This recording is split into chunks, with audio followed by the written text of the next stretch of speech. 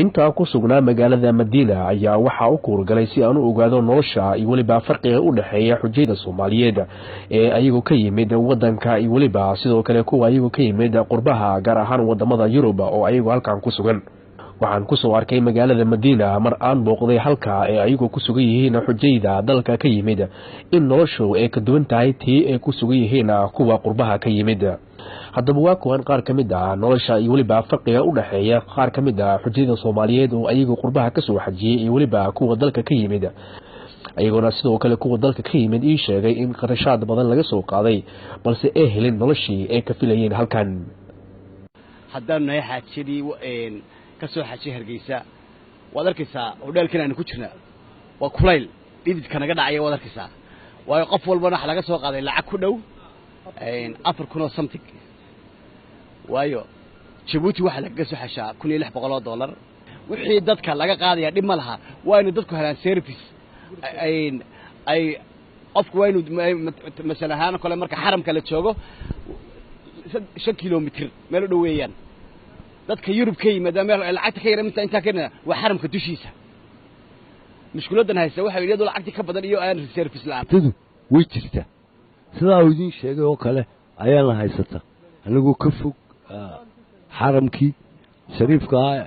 nabi maxamed calayhi salaatu wasalaam iyo qolkan saxano oo aad iyo aad u kulul iyo awoodda kuliska bedelay masaajidkii nabiga wuxuu noo jiraa ilaa 500 oo mayl kilomitir in ku dhow marka anu waan socon karaa iyo dadka dhalinyarada laakiin ayeeday oo kale iminka waxay ku qaadanaysaa time intay sii soconayso soo soconayso marka waxaan leeyahay qoladii markaanu ka yimid Hargeysa waxay yiraahdeen qoladiina soo kaxaynaysa anaga service-ka dhan qaabinayna laakiin markaan halkan nimid maanu arag qofkii isagunba ama ayeeda wad ama hooyada wad qofkii isagunba la silcay ilaa halka geeniga dhibaatada jirta waa taa waxaad moodaa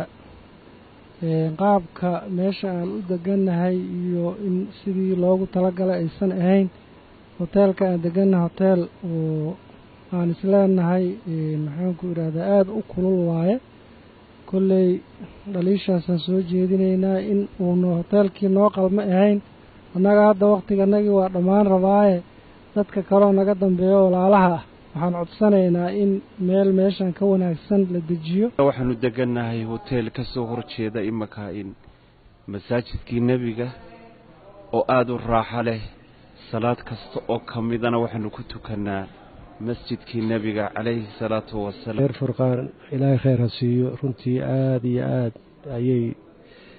hawshooda u wanaagsanayd hadday noqoto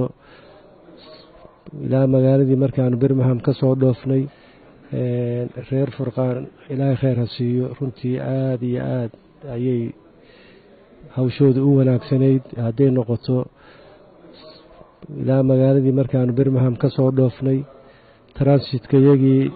Frankfurt iyo Jidaba ilaa Madiinaba runtii aad iyo aad bay u wanaagsanayd basaska yagii socodka yagii alxamdulillah Madiina dee hodheel aad u wanaagsan oo aad u weyn oo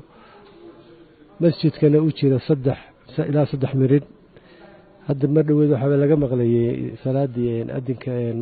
salaadii subax ayaa nala dejiyay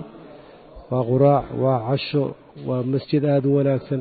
xaqiiqdii aad iyo aad ma sha Allah aad baan ugu faraxsanahay aad iyo aad iyagana ilaahay khayr ha ka siiyo. dhanka kale waxaan isku daynay mas'uuliyiinta ayaga mas'uulka ah xujayda Soomaaliyeed ee ka timid dalka waxaana noo suuragelin inaan helno maadaama taleefanadooda aan la heli karin. intaasi kadib ayaa waxaa la kulnay Sheikh Maxamed Heebe oo asagoo ka mid ah xujayda Soomaaliyeed ee sanadkan sidoo kalena ka mid ahaa mas'uuliyiinta hogaaminaysay xujayda Soomaaliyeed ee sanadkan soo xajinaysay